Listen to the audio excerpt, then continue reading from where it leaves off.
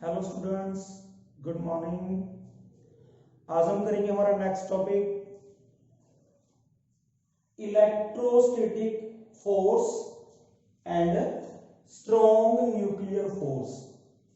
मैंने आपको last lecture में बताया था कि हमारे नेचर के अंदर चार तरह के फोर्स एग्जिस्ट करते हैं: gravitational force, electrostatic force, strong nuclear force, weak nuclear force. जिसमें से हमने ग्रेविटेशनल फोर्स कर लिया। आज हम करेंगे इलेक्ट्रोस्टैटिक फोर्स। देखो, जो इलेक्ट्रोस्टैटिक फोर्स होता है that acts between two charges. जैसे हमने किया था कि ग्रेविटेशनल फोर्स दो ऑब्जेक्ट में एक्ट करता है, उसी तरह जो इलेक्ट्रोस्टैटिक फोर्स है वो एक्ट करता है बिटवीन टू चार्जेस। अब इसको हम डिफाइन करेंगे। तो द फोर्स ऑफ अट्रैक्शन और repulsion between two charges is directly proportional to product of two charges and inversely proportional to square of distance between the charges। देखो, जैसे हमने मान लिया कि ये दो चार्ज है, एक Q1 है, एक Q2 है। हमें नहीं पता कि ये दोनों पॉजिटिव है, दोनों नेगेटिव है, या एक पॉजिटिव है एक नेगेटिव है। तो अगर दोनों पॉजिटिव है तो इनमें रिपल्शन होगी, अगर दोनों नेगेटिव है फिर भी रिपल्शन होगी, अगर एक पॉजिटिव है एक नेगेटिव है तो अट्रैक्शन होगी। तो हमें तो पता ही नहीं है कि चार्ज ये पॉजिटिव है नेगेटिव है किस तरह की है। तो यहाँ पे हमने लिखा है इसीलिए द फोर्स ऑफ अट्रैक्शन और रिपल्शन। यहाँ पे अट्रैक्शन भी पॉसिबल है और रिपल्शन भी पॉसिबल है। तो फोर्स ऑफ अट्रैक्शन और repulsion between two charges is directly proportional to product of charges। जो इन दोनों चार्ज के बीच में फोर्स है वो इन चार्जेस के प्रोडक्ट के डायरेक्टली प्रोपोर्शनल है and inversely proportional to square of distance between the two charges. और इन दोनों के बीच में जो डिस्टेंस है उसके स्क्वायर के इनवर्सली प्रोपोर्शनल है।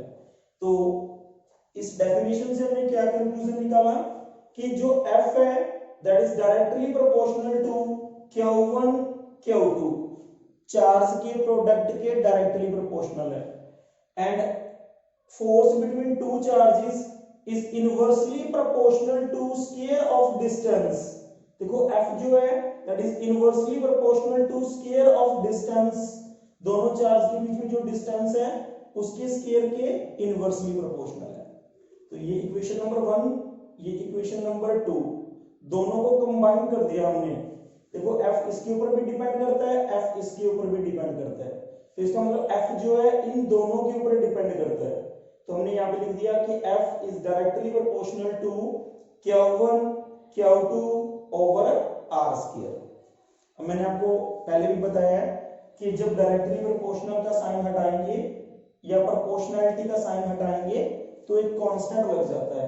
तो F is equal to K, K is a constant, F is equal to K Q1 Q2 over R square, where K is constant called electrostatic constant। देखो, हर बार मैंने आपको बताया था कि कांस्टेंट जो है चेंज होते रहते हैं। तो यहाँ पे भी लास्ट लेक्चर में हमने किया था तो यहाँ पे कांस्टेंट G था, आज हम कर रहे हैं तो कांस्टेंट K आ गया। इसी तरह और भी बहुत सारी वैल्यूज हैं कांस्टेंट की, चेंज होती रहती है अकॉर्डिंग टू सिचुएशन। तो यहाँ पे हमारे पास कांस्टेंट आ गया K, और K क्या है? K is a electrostatic constant. अगर K की वैल्यू की बात करें हम तो K की वैल्यू जो है वो दो तरीके से लिख सकते हैं, एक अकॉर्डिंग टू फॉर्मूला और एक इसकी न्यूमेरिकल वैल्यू। तो K की वैल्यू जो है फॉर्मूले के अकॉर्डिंग होती है 1/4 पाई एप्सिलॉन नॉट। इसको हमने एप्सिलॉन नॉट बोलना है, ई नॉट नहीं बोलना, एप्सिलॉन नॉट। तो K is equal to 1/4 pi epsilon not. और इसकी न्यूमेरिकल वैल्यू की बात करें तो न्यूमेरिकल वैल्यू होती है इसकी 9 × 10⁹ न्यूटन मीटर स्क्वायर पर कूलम स्क्वायर। तो ये इसकी न्यूमेरिकल वैल्यू है। वैसे जो ये न्यूमेरिकल वैल्यू है वो यहीं से कैलकुलेट की गई है। 4 की वैल्यू कांस्टेंट होती है, एप्सिलॉन नॉट की वैल्यू भी कांस्टेंट होती है। इसको सॉल्व करने के बाद ही ये वैल्यू आती है। तो के की वैल्यू ये होगी या फिर ये होगी। अब इसकी कैरेक्टरिस्टिक्स की बात करते हैं। जैसे हमने ग्रेविटेशनल फोर्स की कैरेक्टरिस्टिक की थी, उसी तरह इलेक्ट्रोस्टैटिक फोर्स की भी कैरेक्टरिस्टिक्स है। तो कैरेक्टरिस्टिक्स ऑफ इलेक्ट्रोस्टैटिक फोर्स, पहली कैरेक्टरिस्टिक्स यहीं से पता चल जाता है। देखो हम कहते हैं फोर्स ऑफ अट्रैक्शन और रिपल्शन। तो ये जो फोर्स है ये अट्रैक्टिव भी हो सकता है एज वेल एज रिपल्सिव भी हो सकता है। अगर सेम चार्ज है तो रिपल्शन होगी, अगर ऑपोजिट चार्ज है तो अट्रैक्शन होगी। सेकंड प्रॉपर्टी है सेंट्रल फोर्स। सेंट्रल फोर्स का मीनिंग आपको बताया था मैंने कि this force acts on the line which joins the center of two charges। जो दोनों चार्जेस के सेंटर को लाइन ज्वाइन करती है, उसी लाइन के ऊपर ये फोर्स एक्ट करता है, तो ये सेंट्रल फोर्स है। थर्ड है short range force. Short range force है कुछ डिस्टेंस तक ही ये एक्ट करता है। अगर एक चार्ज दूसरे चार्ज से बहुत ज्यादा डिस्टेंस पे रखा हुआ है तो उनके अंदर जो ये फोर्स है वो एग्जिस्ट नहीं कर सकता। अगर दो चार्ज को हम क्लोज रखेंगे, एक दूसरे के नजदीक रखेंगे, तो ये फोर्स जो है एक दूसरे के ऊपर इफेक्ट डालता है। तो this is a short range force, ये शॉर्ट रेंज फोर्स है। फोर्थ प्रॉपर्टी की बात करें अपन, ओबे इनवर्स स्केयर लॉ। ये मैंने आपको बताया था उस दिन कि जो ये फोर्स है ये डिस्टेंस के स्केयर के इनवर्सली प्रोपोर्शनल है। तो so it obeys inverse square law. ये फोर्स जो होता है काफी स्ट्रॉन्ग होता है। तो 10⁻36 times stronger than gravitational force. जो हमने पीछे वाले लेक्चर में पढ़ा था ग्रेविटेशनल फोर्स, उससे बहुत ज्यादा स्ट्रॉन्ग है। 10⁻36 times stronger than gravitational force. तो ये इसकी प्रॉपर्टीज हैं। इलेक्ट्रोस्टैटिक फोर्स दो चार्ज के बीच में एक्ट करता है। इलेक्ट्रोस्टैटिक फोर्स जो है वो अट्रैक्टिव हो सकता है, रिपल्सिव हो सकता है। ये चार्ज के प्रोडक्ट के डायरेक्टली प्रोपोर्शनल होता है और स्केयर के डिस्टेंस के इनवर्सली प्रोपोर्शनल होता है। के जो है वो एक कांस्टेंट है, that is called electrostatic constant, और उसकी वैल्यू जो है 1/4 एप्सिलॉन नॉट और 9 × 10⁻9 न्यूटन मीटर स्क्वायर पर कूलम स्क्वायर। तो ये तो था इलेक्ट्रोस्टैटिक फोर्स के बारे में। अब हम पढ़ेंगे third type, that is strong nuclear force. Strong nuclear force और also called strongest force in nature. ये जो है स्ट्रॉन्गेस्ट फोर्स है, इससे स्ट्रॉन्ग जो है और कोई फोर्स नहीं है नेचर के अंदर। तो स्ट्रॉन्ग न्यूक्लियर फोर्स होता क्या है?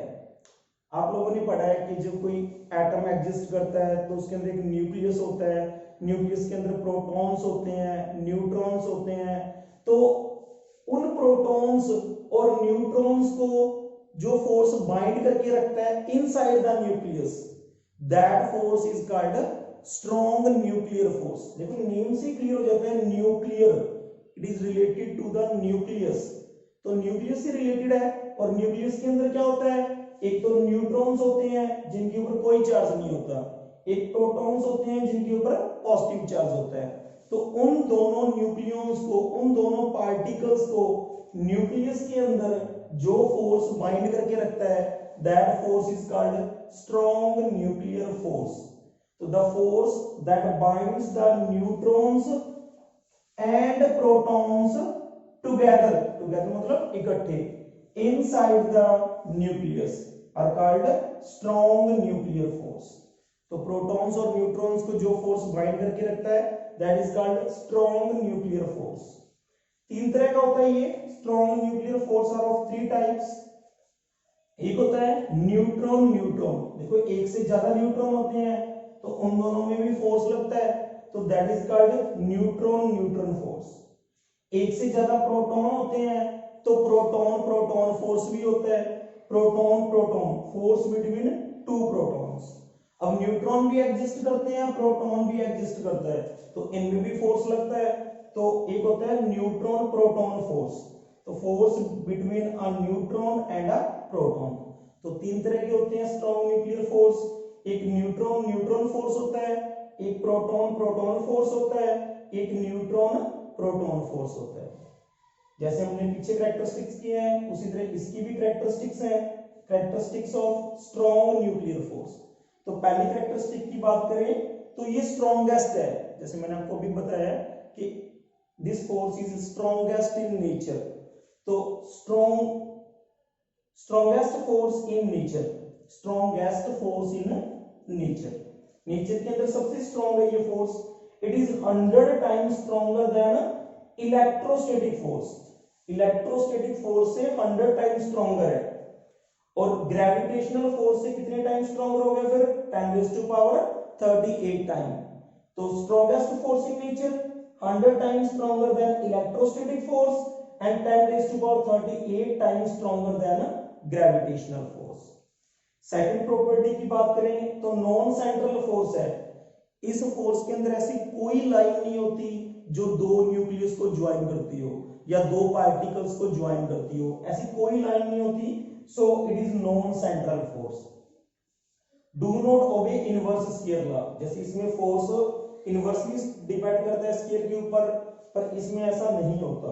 तो ये क्या है? Do not obey inverse square law.